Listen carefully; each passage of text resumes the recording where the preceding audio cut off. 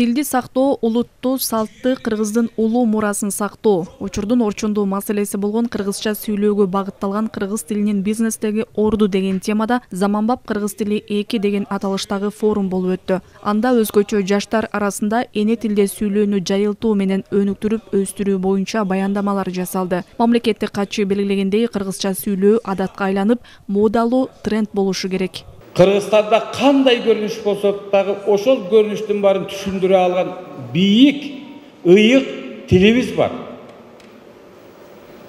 Касиеттүү тилибиз бар. Тил бар үчүн биз жүрөбүз. Эми тилди кантип сакташыбыз керек? Анын баары силерде. Кыргыз тилде сүйлөгөн мода болуш керек. Мен жаштарга кайрылып атам. Кыргыз тилде сүйлөгөн сүйкүмдүү көрүнүш керек.